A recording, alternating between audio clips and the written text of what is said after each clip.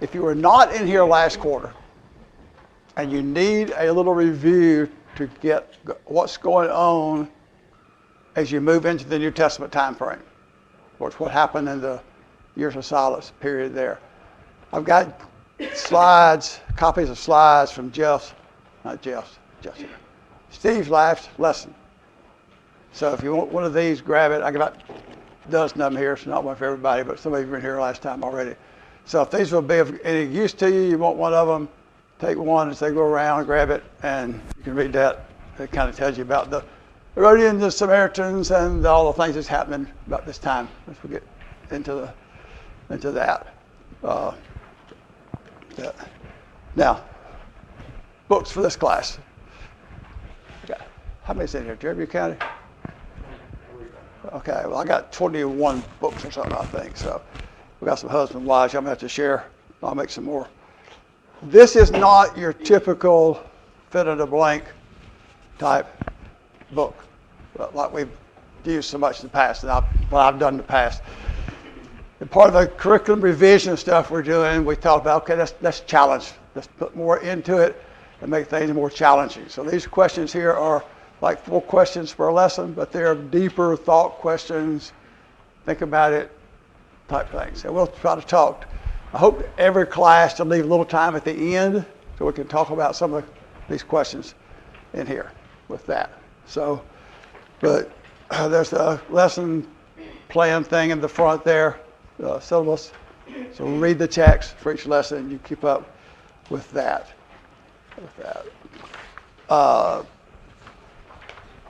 If you've been in class lately, you know that a lot of times I send out text messages during the week. So if you want to get one of those, I'll do one every day and not like I have been. If you want to get that, when I send them out, something about the class, give me your name and cell number, and I will send those out to you with that. All right, this begins 2 years of our revised curriculum for the New Testament. We've been using a 3-year cycle. Starting now, we're going to a 4-year cycle. So, been being 2 quarters of life of Christ, 2 quarters on Acts. Now we'll have 3 quarters of life of Christ, 2 Acts, and 3 on the epistles. So it'll be a 2-year span for the New Testament, where it's been being a 1-year span. And we'll get more into that next class or sometime we'll talk about it. All you teachers who are teaching next time, particularly probably the 6th, 7th, 8th grade down, should have teachers' books that Jeremy's already given to you. Not Jeremy, Justin's already given to you. So you can have that to kind of flip through, and we'll talk about that more in a later class too, a little teacher's manual type thing there. So a little housekeeping. All right, what I'll do this morning is spend some time, just a little bit in introductory type stuff to get us up to where we are as we started the New Testament. If you were here last quarter, like I said, you know where we are, what's going on. But otherwise, we will pick up and do a little bit of review type stuff for what's happening here. Years of silence.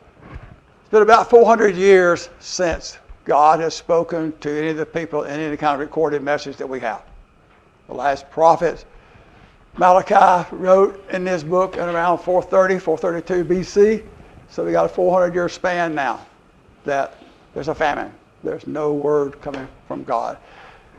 General timeline to break this out. If you back up a little bit, 721 BC, the Assyrians took the northern kingdom. 586 BC, Babylon took Judah, the southern kingdom, destroyed the temple.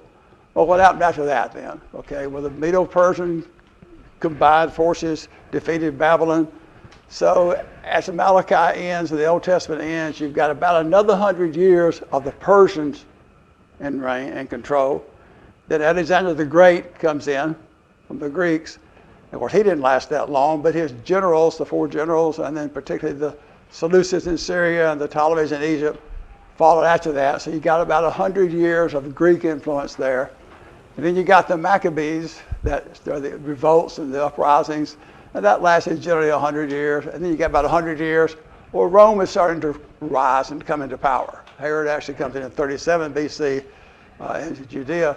But that's just a very general breakdown of the 400 years in nice round numbers. You got the Persians, the Greeks, the Maccabees, and then the Romans influencing the Jews at that time frame. So, what's the status of the Jewish nation at this time? Well, no prophet for 400 years.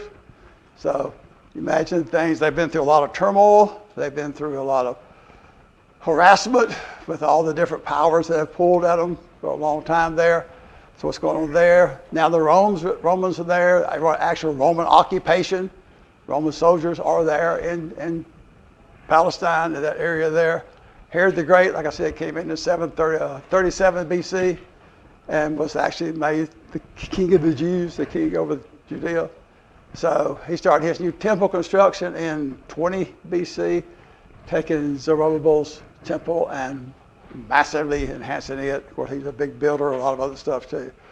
So that's kind of the scene with the Jews right now. They're under Roman control. Herod's the king over them, and things have been in a mess for the last several hundred years.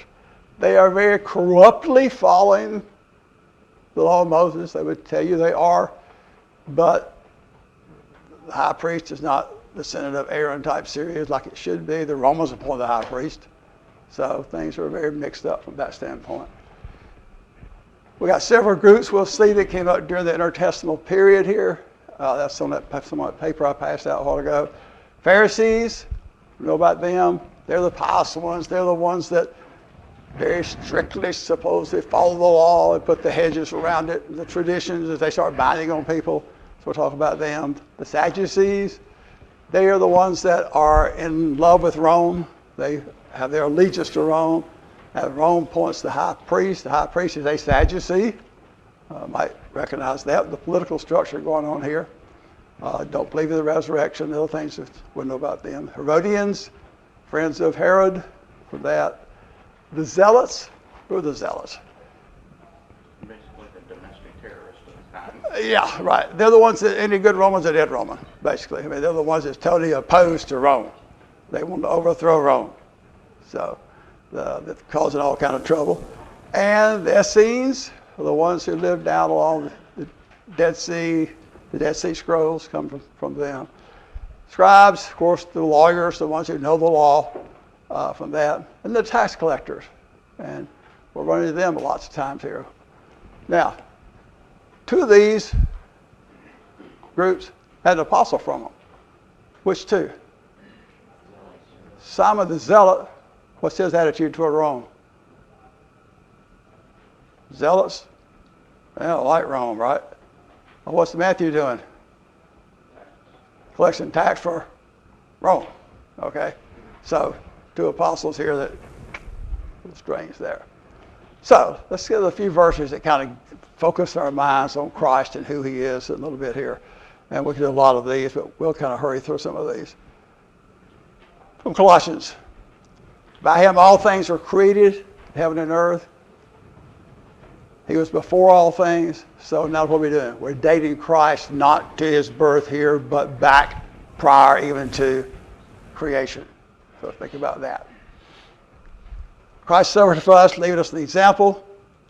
Let this mind be in you. Paul says, imitate me. So what are we to be doing based on what Christ did? His mind, his influence for us. Think about that as we start studying through this. Paul said, for me to live as Christ, I've been crucified with Christ. Christ lives in me. He gave himself for me. So what's our attitude again toward Christ? Think about those verses. So what are we going to do this quarter? Well, we want to try to get a better understanding of who Christ is. We want to know more about where he lived, why he lived, when he lived, how he lived, various things we learn from that standpoint. Better understanding of what he taught, and that's one of the changes we made in the curriculum. In the old first quarter of Life of Christ, we spent one lesson on Sermon on the Mount. Now we have 5. We're going to dig more into Christ's teachings in the revised version than what we did in the old one. So not just the narrative, but get more into the teachings there. And we want to strive to let Christ live in us. And then the other thing is to prepare how to teach. Not just the teachers in here that'll be teaching back here next quarter, but in teaching about Christ in general.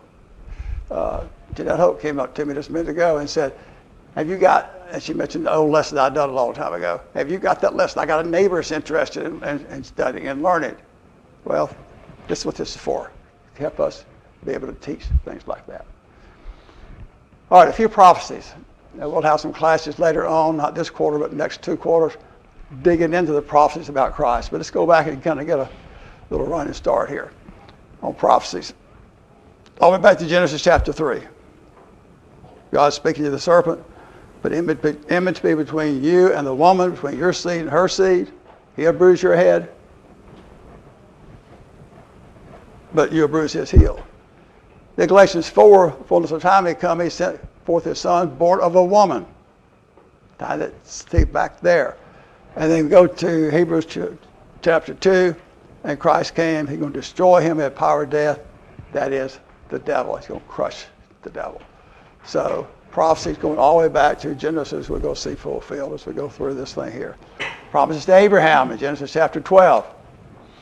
Through you, all the families of the earth be blessed. Mary, and Luke 1, we get to this morning, will tie what's happening to her directly back to Abraham.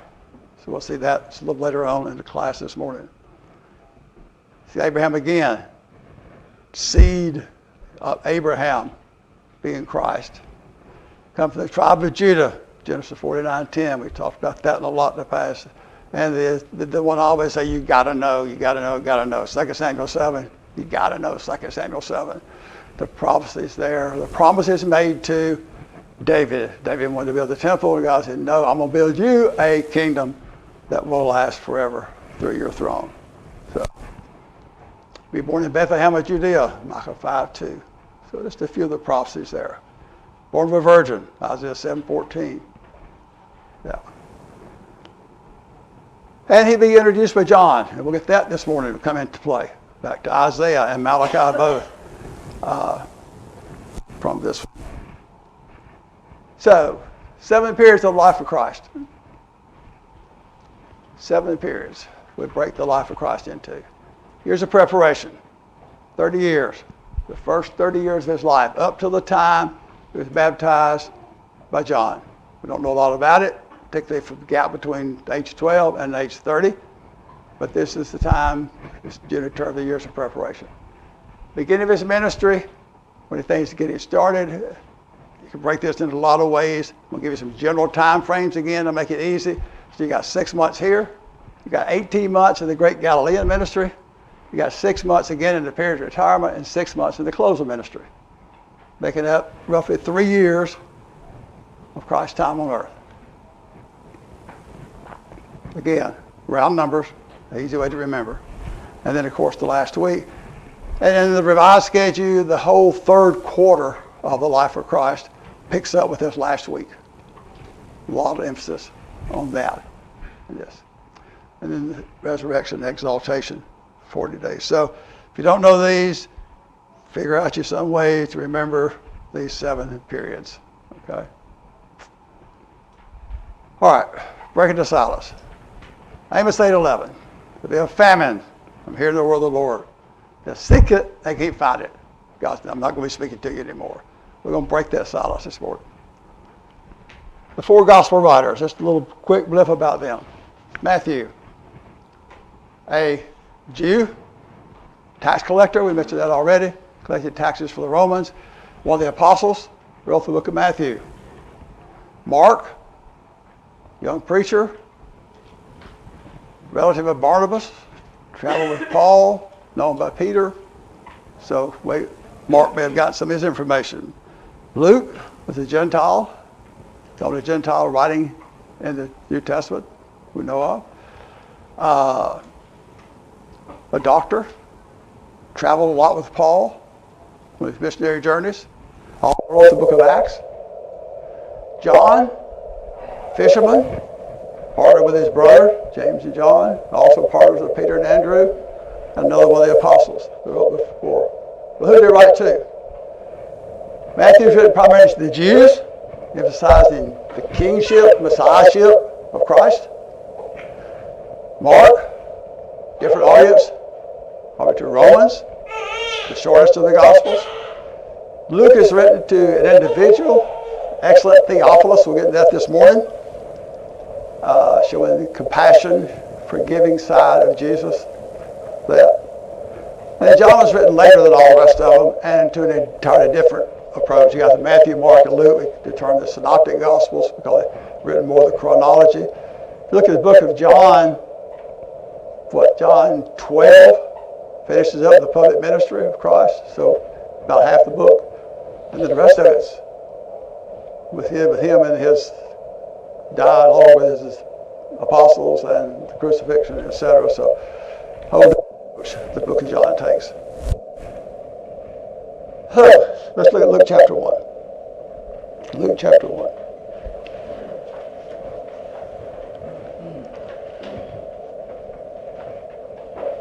Jeff Shaver, first 4 verses, please. You would, Luke chapter 1.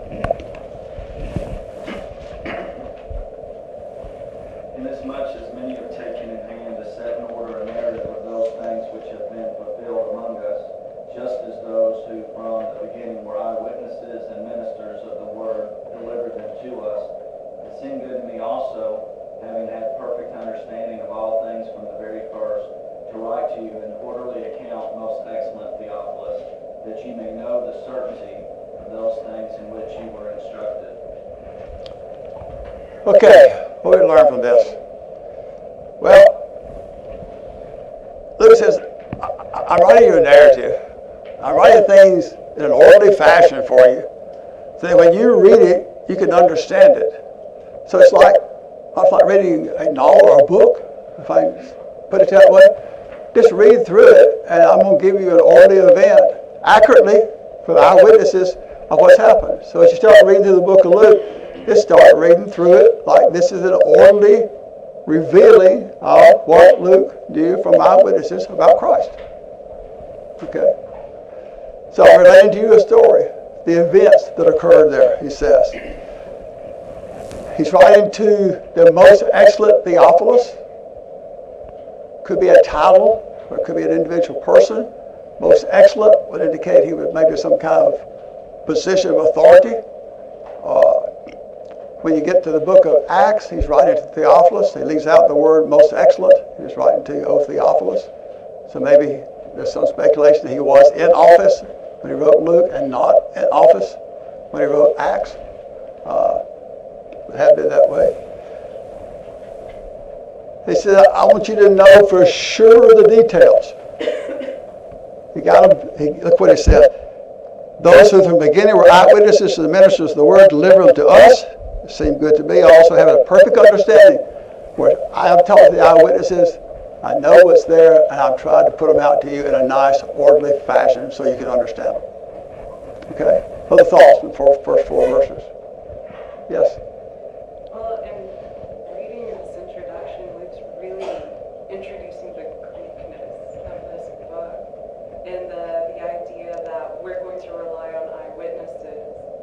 And because I'm using eyewitnesses, because I've done this research and evidence, that makes this book so trustworthy.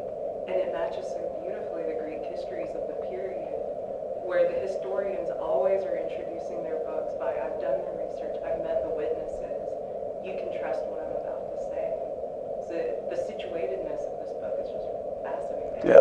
Entirely different audience. It would be like Matthew writing to the Jews who know all the Jewish customs and all these kind of things. Luke's got a different audience he's writing to. He's writing to Theophilus, a Gentile, more likely. Yes? I think it's good to look ahead to Acts 24, which is outside of our study. Yep. But my verse says in verse 3 that Luke investigated everything carefully. So he was not an eyewitness, but he talked to those. Right. Luke was in prison in Caesarea with Paul for 2 years. That gave Luke plenty of time to do his research, investigate, interview, talk to people, and then by inspiration compile this narrative. So link Acts or Luke 1 with Acts 24, and those 2 bits of information help us to understand when and how Luke compiled this narrative. Yeah. Plus all his travels with Yes. Paul before that. I'm glad you brought that up. I did read that in some of the things I was reading about the time he spent there in prison with Paul, when he had all kind of time to talk to Paul about this. And you brought up one other point that we need to make sure we understand. This is an inspired book. It's not just Luke writing the narrative. It is an inspired book. So keep that in mind too. So go through it. Okay. Anything else on the introductory part here? All good stuff. scribe, writing, so you just put yourself here and make this loop in your mind. So here's Luke writing this very detailed narrative to Theophilus. That's what I'm trying to get us to see to start with, is Luke put a lot of effort into getting this right.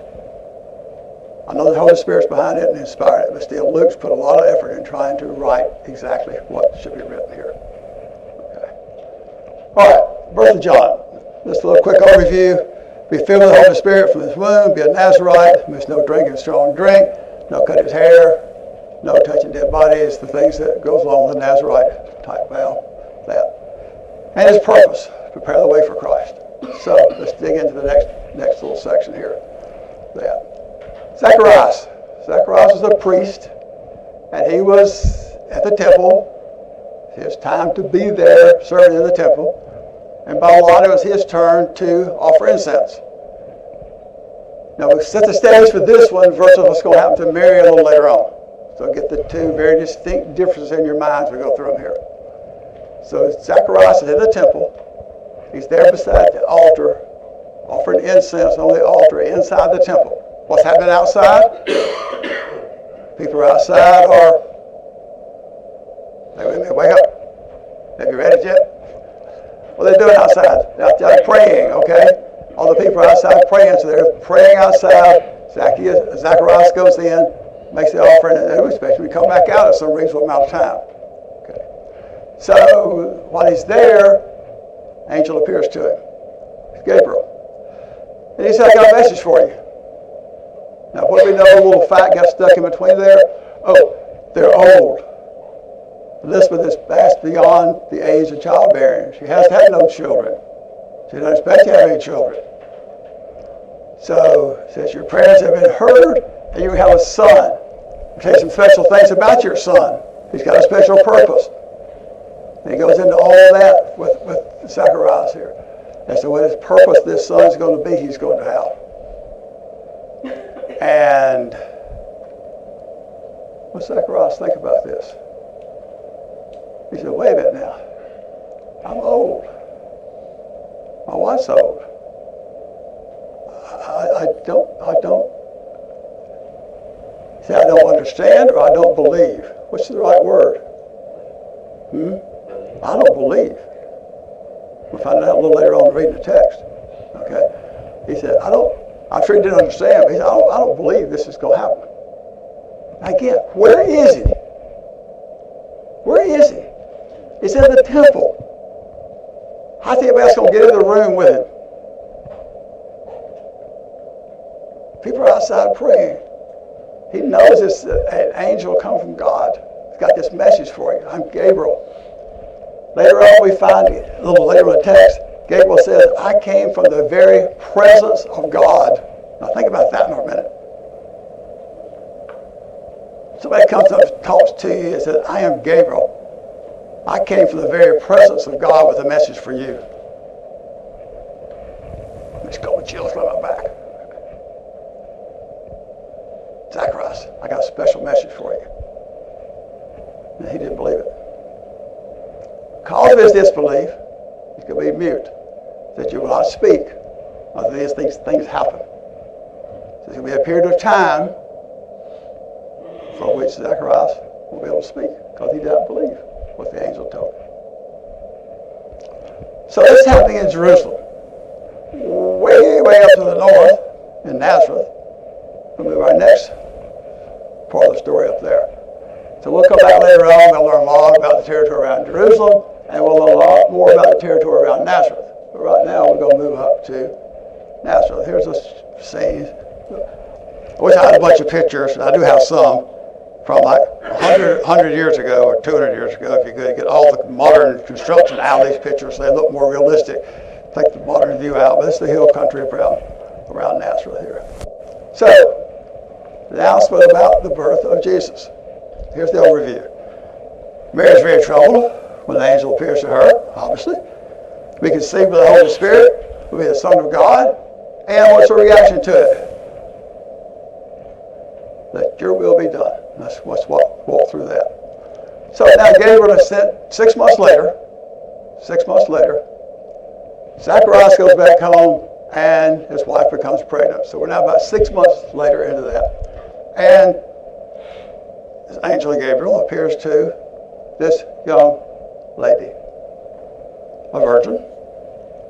She's engaged to, betrothed to, Joseph of the house of David. Zacharias and Elizabeth are going to be from the tribe of Levi. He's a priest. This is the house of David. This will be tribe of Judah. Betrothed, engaged.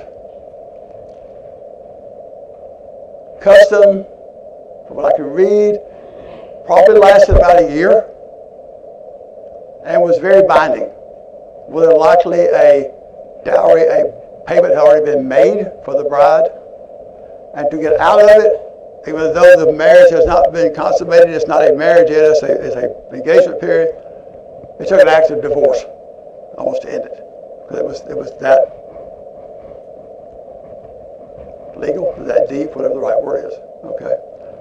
So Mary is betrothed to Joseph. She's a virgin. How old is she? It is not uncommon from a reading I did for a young girl in the age 12 to 14 age to be in this engaged or betrothed state. The closest one I could have here for us to think about is yours, Destiny. She'll be 12 in 6 weeks, according to Albert last night. I was texting it. Okay, to try to give me an example this morning. So think about Destiny. You might add a couple of years to her, okay? Don't get her too young here. But think about the speculation from the scholars on how old she might have been. Most of them, a lot of them say she had Jesus when she was probably 15 years old. Don't know that, but that's going back through those who study the time frame. So a very young versus the older Zacharias. That's what I'm trying to get to. His greeting. Rejoice, highly favored one, the Lord is with you, and bless you. Blessed are you among women.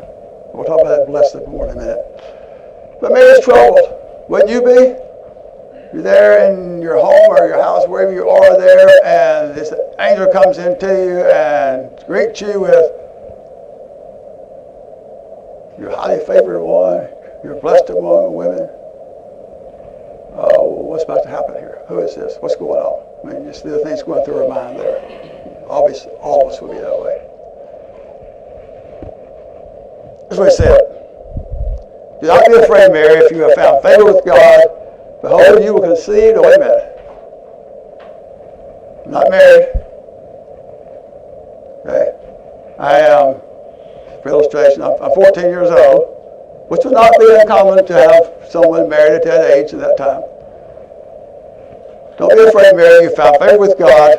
You'll conceive in your womb, bring forth a son. You'll call his name Jesus. He'll be great.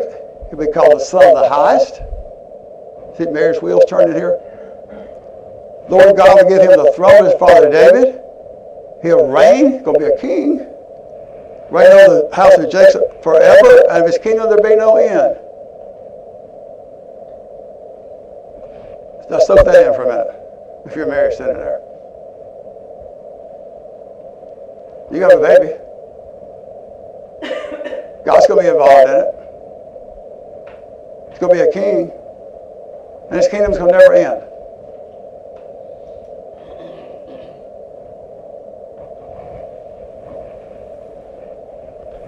She's confused. I don't have a husband. I've never known a man. I'm not going to have a baby. The Holy Spirit will come on you. This will be the Son of God.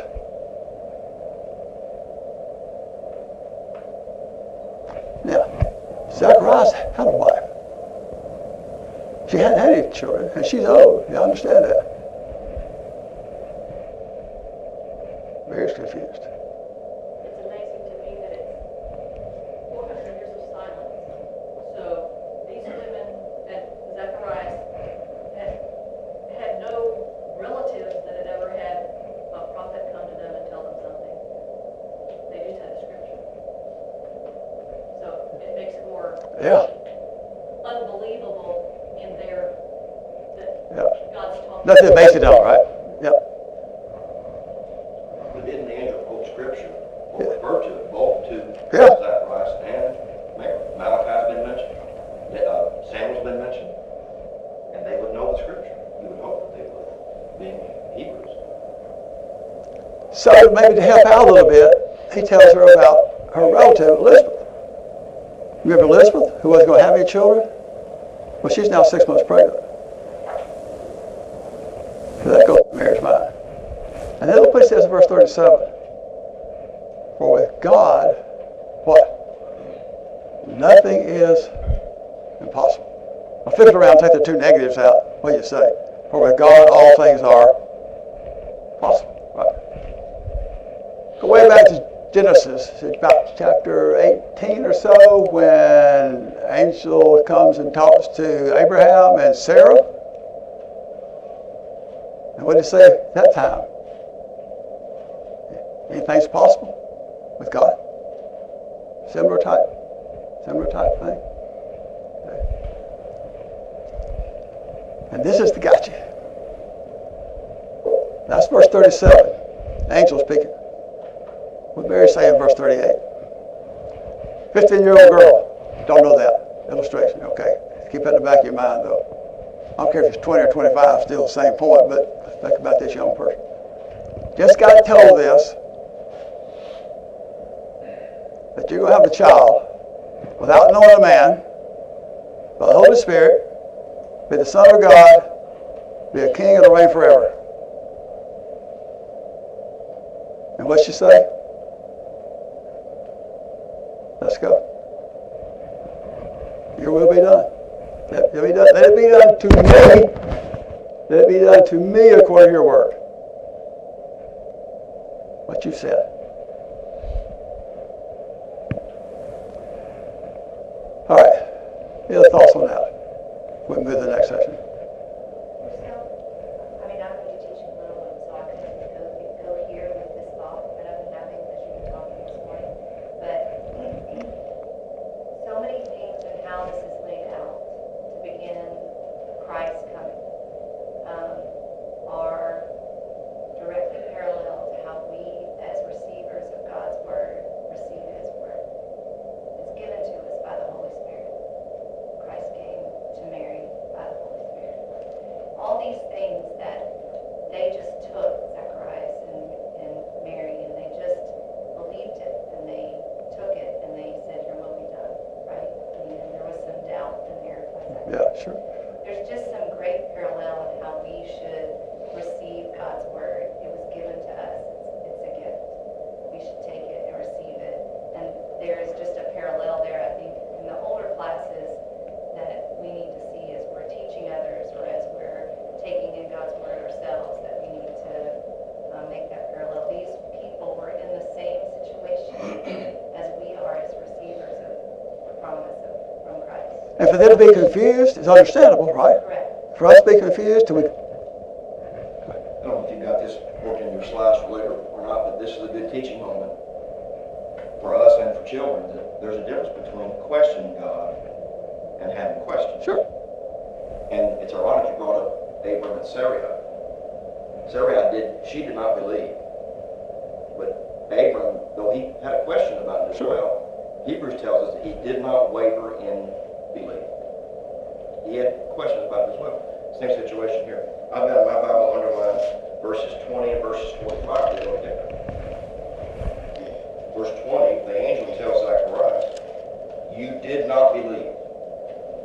That's why he was punished, if you will, by being mute. Later, when Elizabeth is talking to Mary, look at verse 45. Blessed is she who believed what the Lord said. I've got 45 and 38 tied together. That's Yep, correct. yep, But Mary believed, yep, and Zacharias did not. yep. And so this is my personal view, I don't think God minds us having questions about things, because some things are beyond. Or be confused. Yes, Yes. some things are just over our heads, and they're going to be that way. But there's a difference between having questions, how's it going to work out, but I trust you, versus I'm questioning God in this, and that's just not going to work. Those are not the same thing, and we need to understand that, sort of our children. Sure. Okay, let's finish up. About 5 minutes. Mary goes to see Elizabeth. Holy Spirit's going to speak through Elizabeth. Mary's going to rejoice, and she's going to tie it back to the promise to Abraham. This is the hill country, Judah, where she was gone to see Mary. When she comes in, Mary does, and speaks to Elizabeth, the babe leaps in her womb. Recognize the voice there, it seems. She filled the Holy Spirit, she prophesies. Look what she says, verse 42. Spoke out with a loud voice and said, blessed are you among women, and blessed is the fruit of your womb. What did Elizabeth know about this when Mary walked in the door? What the Holy Spirit told her. Okay, verse 45, that Jeff's mentioned. Blessed is she who believed. Go back to verse 38. Let it be done to me according to your word. Okay. For, this is the next part of it. For there will be a fulfillment, Elizabeth said. There will be a fulfillment of the things which told you from the Lord. Mary responds. And look how she does it in a low, humble, servitude type attitude. He's regarded the lowly state of his maidservant. He's done mighty things for me. He's had mercy on those that fear him. I want to read 49 through 55. I don't have time for that. We're about out of time this morning. You can believe this is the entire comment that Mary makes about this. And right at the end of it, she ties it back to Abraham, the promise made to Abraham. He's helped his servant Israel. Remembrance of his mercy, spoke to our fathers, to Abraham and his seed forever. Of course, the Jews tied everything they had back to Abraham. Abraham's our father, you hear that several times. But she even ties it back to Abraham here. So, we're going to see many, many, many prophecies fulfilled. We've already seen some start. There's lots of them. A couple of lessons right quick. The Lord's will be done. Is that our attitude? Is that always our attitude? Completely, totally, always our attitude?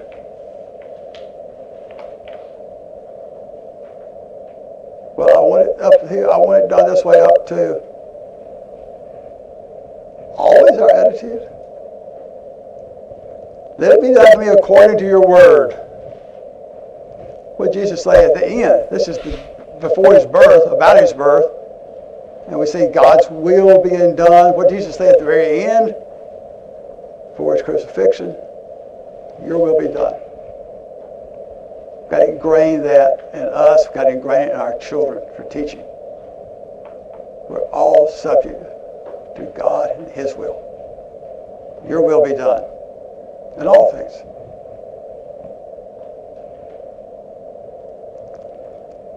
And this one we mentioned already. With God, nothing's impossible. You got an old woman, and you got a virgin. He's going to have a son. Which one's the hardest to believe?